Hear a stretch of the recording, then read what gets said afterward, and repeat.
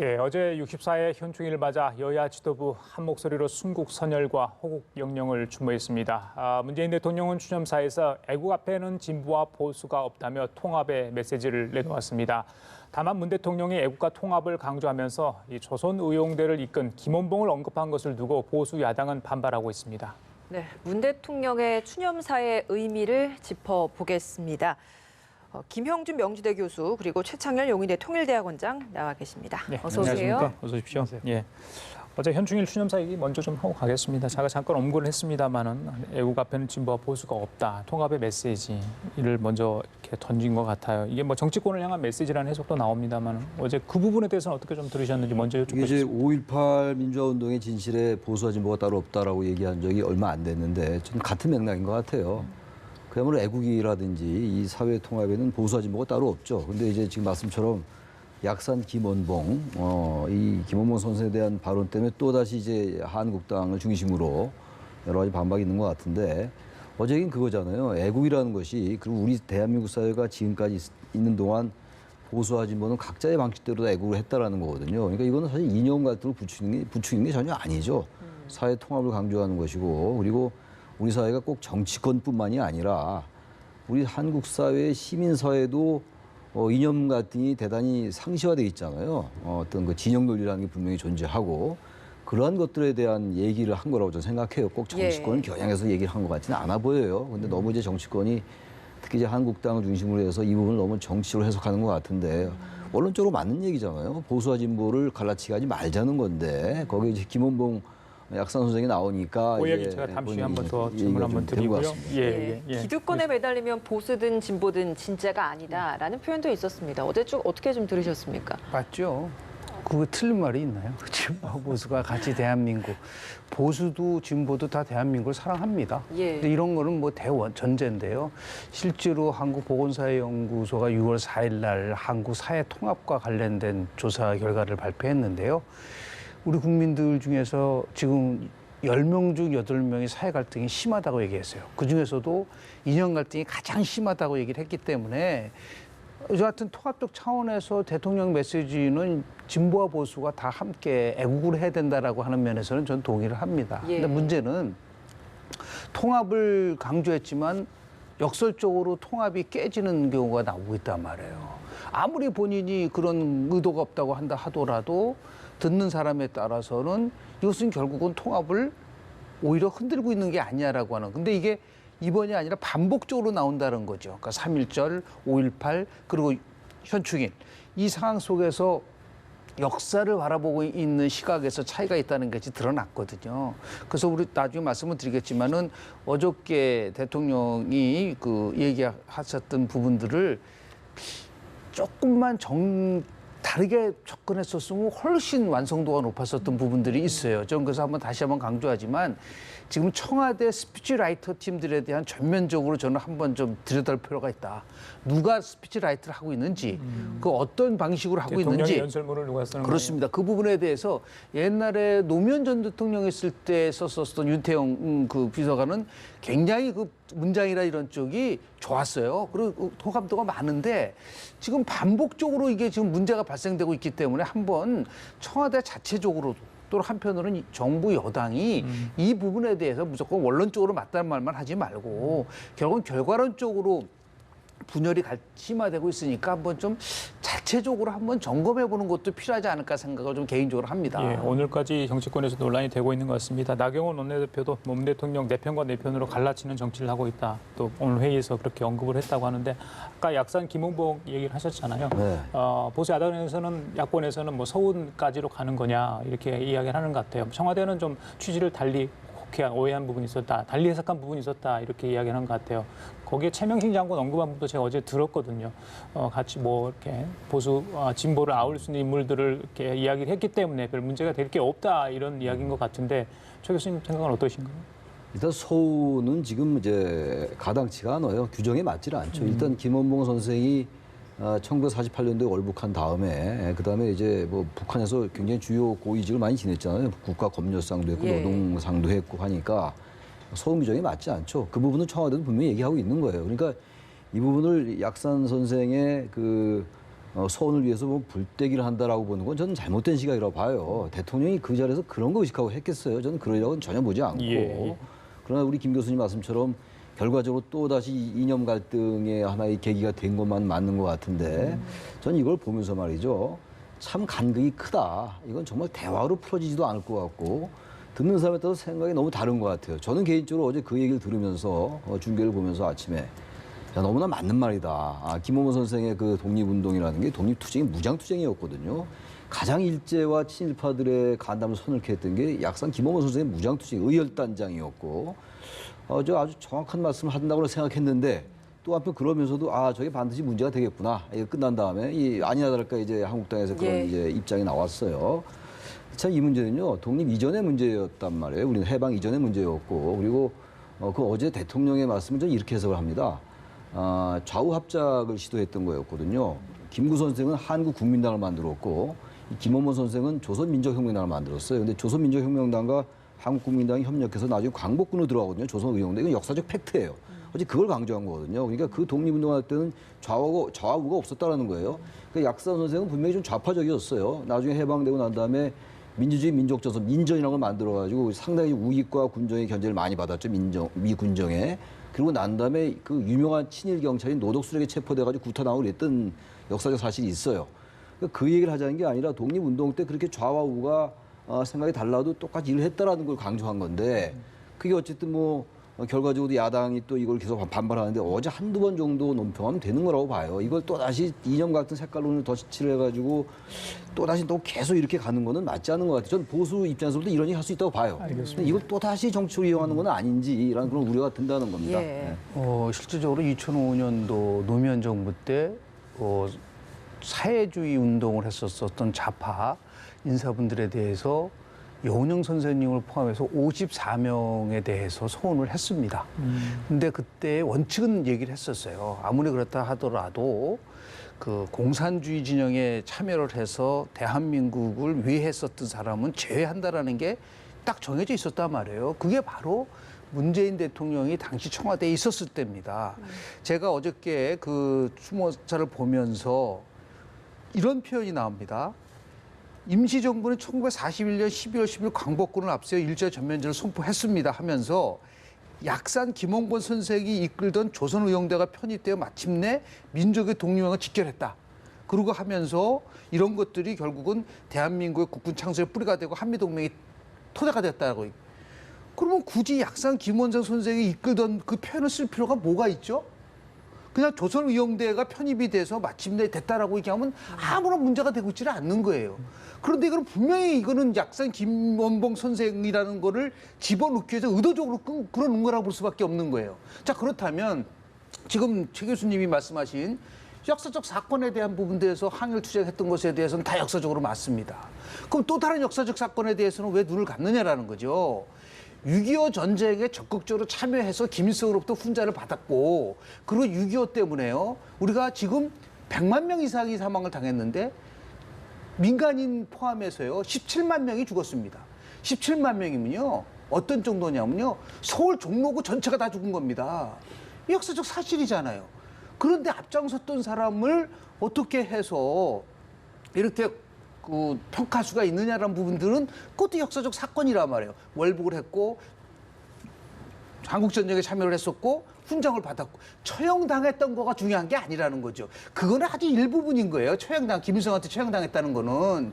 그래서 같은 사실이라도 이거는 균형적 시각을 가져야 된다. 독립운동한 것에 대해서는 100% 인정.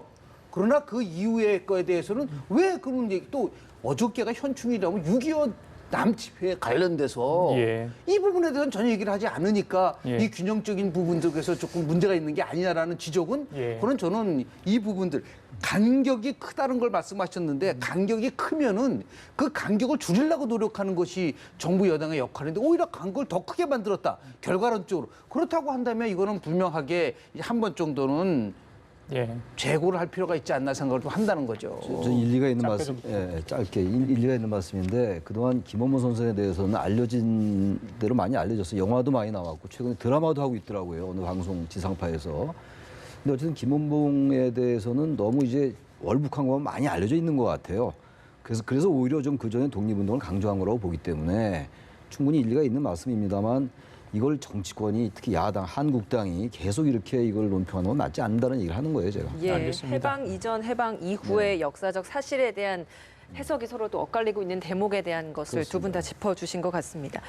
어제 있었던 이야기 중에 하나가 또 이제 악수 패싱과 관련된 부분을 좀 네. 불식시킨 대목이었죠. 5.18 기념식 때는 이제 김정숙 여사가 황교안 대표 악수를 하지 않고 지나쳤다라고 해서 한국당 대변인 측에서 논란을 많이 일으켰었는데 이런 부분이 논란이 됐었는데 어제는 또 눈까지 마주치면서 이제 밝게 웃으면서 인사를 했어요. 아니 그 김정수 여사 무슨 의도적으로 패싱을 했겠어요. 예. 상식적으로. 근데 그것이 너무 정치권에서 이제 과하게 해석을 하는 부분들도 있고 또 하나 제가 항상 강조를 하지만 그런 일이 일어나기 전에 정부 여당이 여러 가지 좀 말을 조심해야 돼요. 예를 들어 이해찬 변호관 대표가 여론조사 나오니까 저거 엉터리 조사, 이상한 조사다고 얘기한 다음에 조사 결과가 이상하게 나오니까 또 야당이 공격하고요.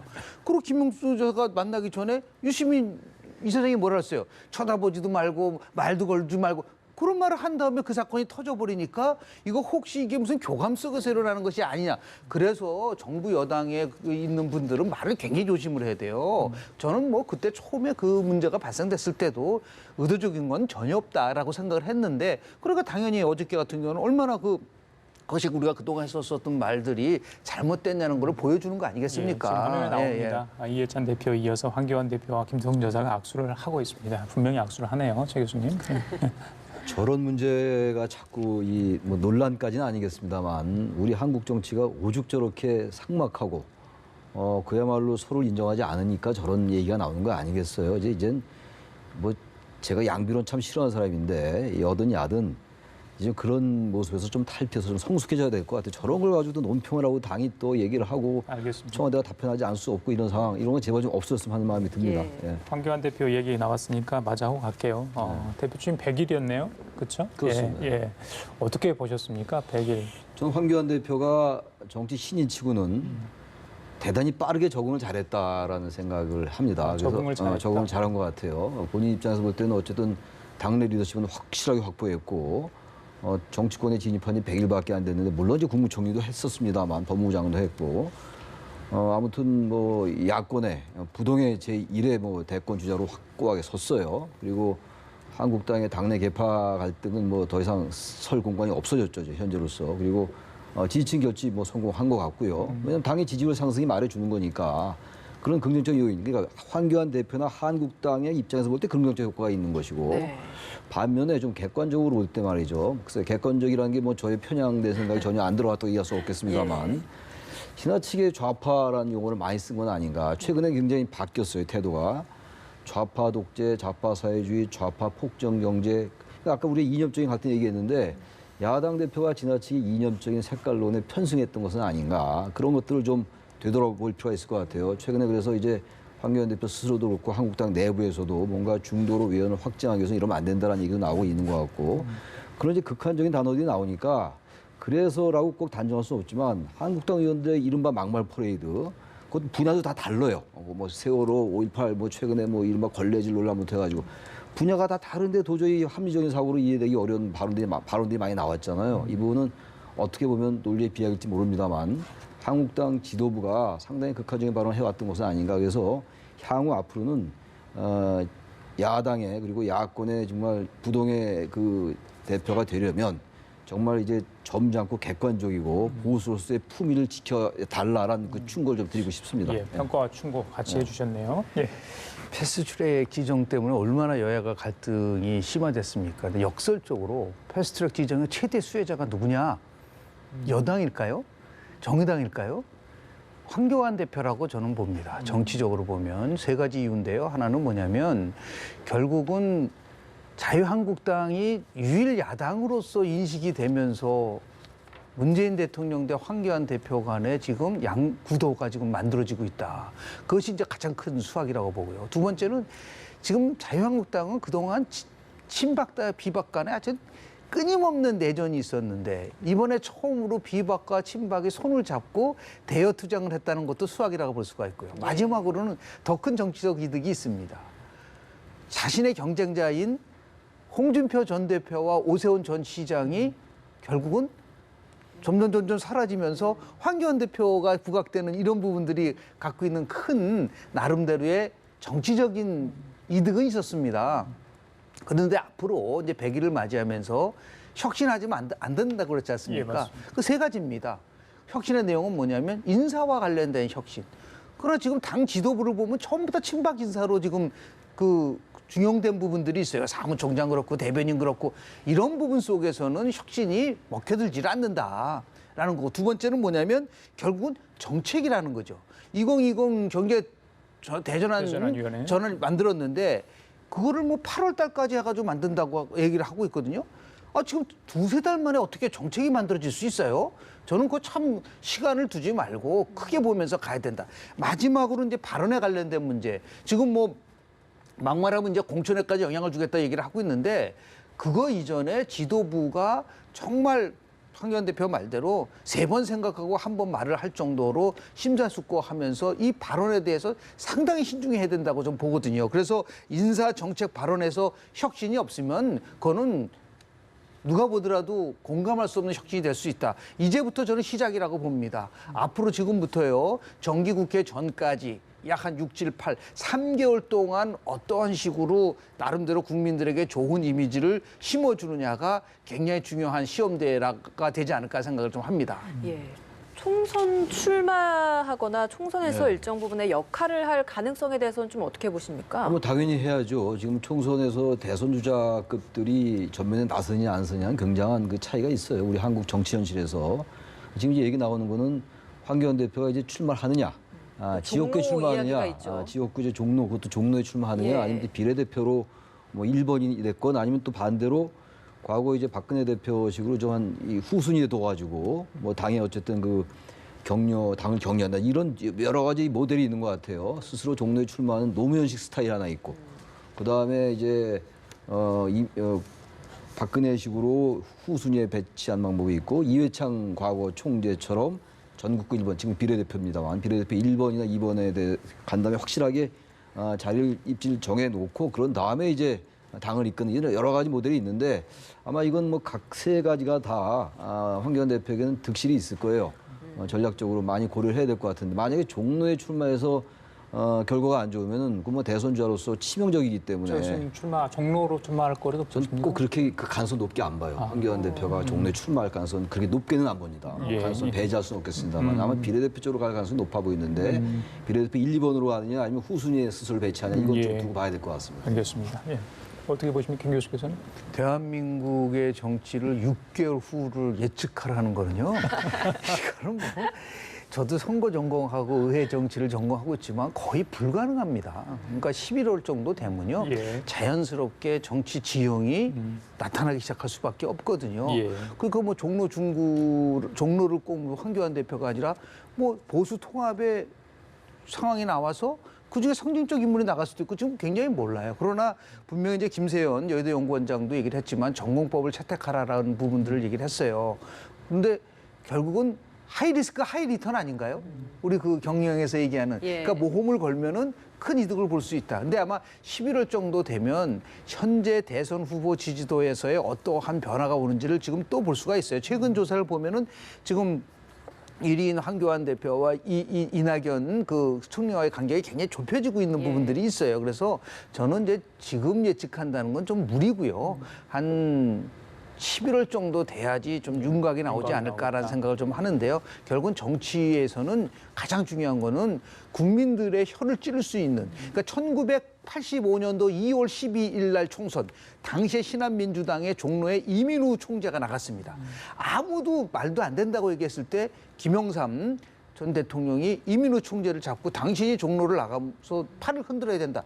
그래서 당시에 정말 신한민주당 돌풍이 불었거든요. 그러니까 야당은 그러한 나름대로 결기가 있어야 된다라는 면에서 한번 좀 주목할 수 있는 결정을 한번 지켜봐야 될 거라고 저는 봅니다. 알겠습니다. 예. 시간이 많지 않은데 자연스럽게 좀 국회 정상화 얘기 좀 짚어보고 꼭 가야 될 것 같아요. 방금 이제 황교안 대표 취임 100일 이야기를 하시면서 존재감이 많이 부각돼서 문재인 대통령과 어떤 양강 구도가 형성된 것 같다 하셨는데 그 문재인 대통령과 5당 대표의 회동 형식을 두고 지금 계속 기싸움을 벌이고 있잖아요.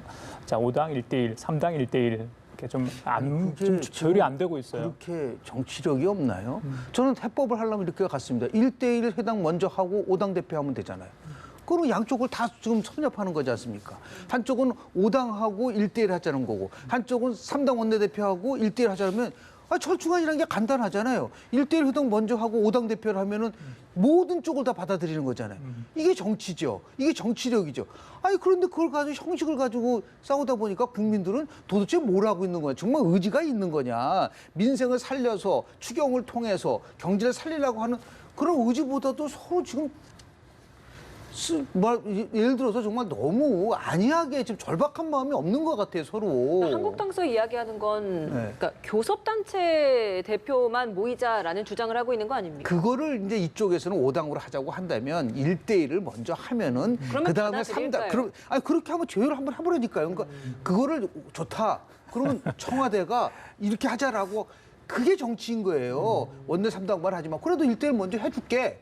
거기는 선 3당 먼저 대표 후 1대1이잖아요. 그걸 거꾸로 하면 되잖아요. 선 1대1 후 5당.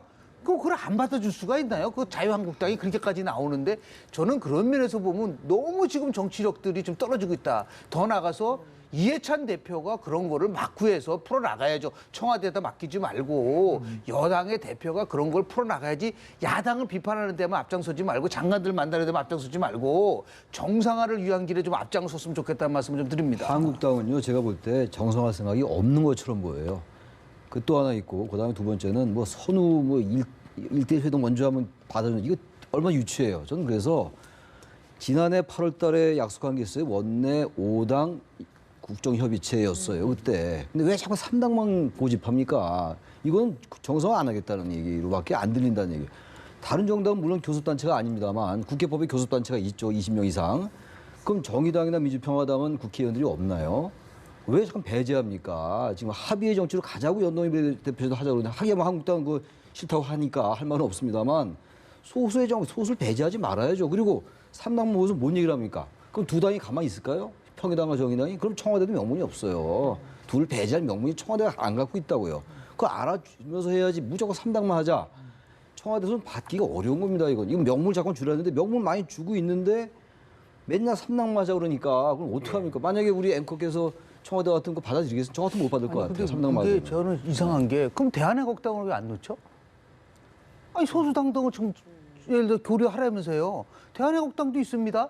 그런데 실질적으로 보면 5당이라는 부분들 이 문제를 푸는 거는 전국을 푸는 거는 결국은 대통령이 푸는 거예요.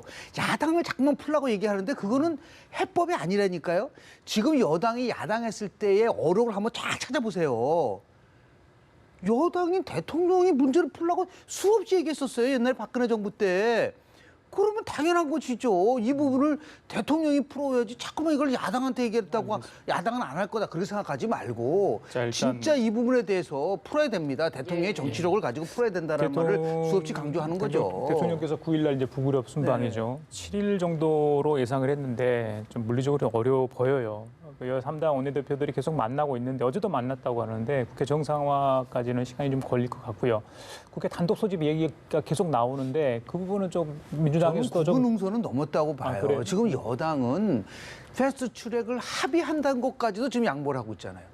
딱 하나 지금 남아있는 게 회동에 대한 문제 아니겠습니까? 그래서 합의 처리하고 그리고 제가 얘기한 아니, 방식을 합의 회동으로 처리라는 게, 하면 네. 말씀 듣고 그 회동 방식에 대해서 아주 큰 틀에서 다시 하면은 저는 이거는 100% 정상화됩니다. 그러니까 그런 면에서 봤을 때 정말 9일 순방하기 전에 이 문제를 풀어야지만이 홀가분한 마음으로 대통령이 가서 외교 활동도 벌이지 않겠습니까? 그런 면에서 봤을 때 저는 특히 청와대에 아주 굉장히 통큰 리더십이 지금이 굉장히 필요한 시기라고 저는 봅니다. 합의 처리라는 게 말이죠. 지금 합의 처리를 하자는 거고 지금 한국당은. 한국당이죠.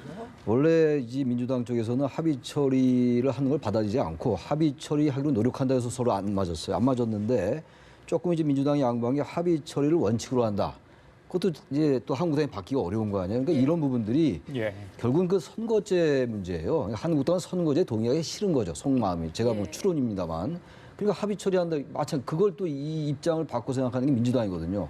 그러니까 일단 패스트트랙 안에 들어와 있으니까 한국당이 참여 안 했습니다만 들어와서 논의하면 되는 거예요. 이제부터 시간이 많잖아요. 그걸 왜 자꾸만 아예 처음부터 그냥 딱 확정을 받고 들어가려고 그러냐 이런 얘기예요. 들어간 다음에 3당이고 5당이고 뭐 대한애국당이 뭐가 중요해요, 그렇게. 일단 들어가서 패스트트랙 거기 논의하면 될 거 아니에요. 그 논의를 안 하겠다는 거 한국당이 이상한 거죠. 맨날 명분 있어요. 제가 지난 시간에 얘기했지만. 그래요. 알겠습니다. 자, 지금까지 조창일 영인대 통일대학 원장, 김영준 명지대 교수 두 분과 함께 얘기 나눠봤습니다. 말씀 잘 들었습니다. 고맙습니다.